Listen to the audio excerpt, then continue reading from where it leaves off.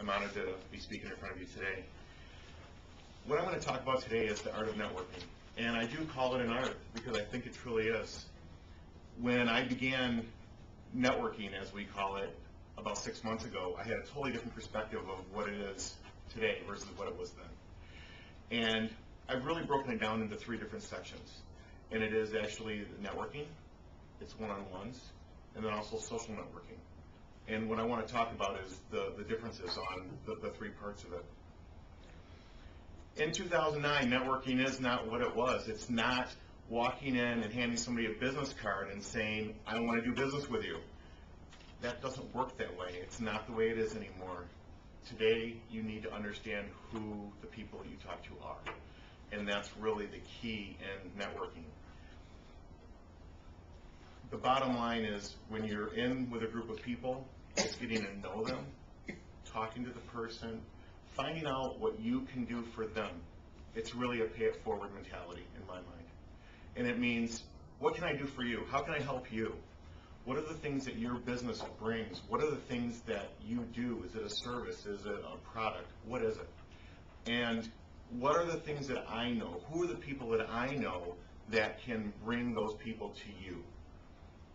I think that in the past, a lot of people thought that networking was simply, here, buy my product, or this is what I do. And that's not the way it is. It's something where people have to know you, like you, trust you. Those are the keys. And what better way to have somebody know you, like you, and trust you than to give them business? And that's really the way that I have adopted this. It's something that I look at how I can help every person that I talk to. Now, I go to about 5 or 7 networking functions each week, touching about probably 200, 250 people each week. What I try to do in that short period of time is try to find out something about each person. And if you network a lot, what you have to understand is that there are a lot of people who don't know how to do it very well. And it's something where I make a point of not criticizing, but ultimately calling that person aside and asking them, do they want some not criticism, but some critiques or some help in what they're doing. It's been received very well, and it's one of the reasons that I came to Toastmasters. It's part of the reason I'm here is that I want to be able to present myself better when I'm talking to people, because people are looking for my guidance in some situations, and that's one of the reasons I want to improve myself here. But you get past that, so you've talked to these people each week, and you've had your networking with these people, and what's the next step? And it's what we call one-on-ones. If you guys are in sales, you'll understand what that premise is.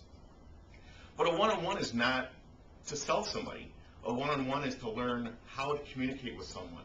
It's learning what they're about, what are their interests, what are their passions, what are the things that you have in common with that person. And I think that when you first begin doing one-on-ones, the initial reaction is talk to everybody. Talk to everybody. Have a one-on-one with everyone. Well, I talk to 250 people a week. I can't do 250 one-on-ones. What I can do, though, is look for the people that I feel are relevant to what I do and reach out to those people and have those one-on-ones and look to see what can I do to help their business and what I do.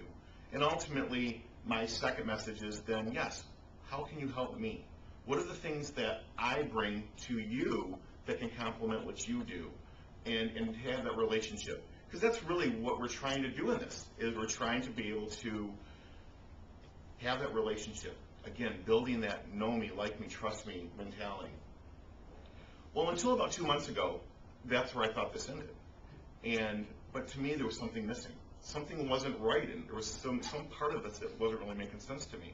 And that was really the social networking. And what this brought into play is, for me, Facebook and LinkedIn. What LinkedIn does is it gives you the ability to have your resume out there for everybody to see.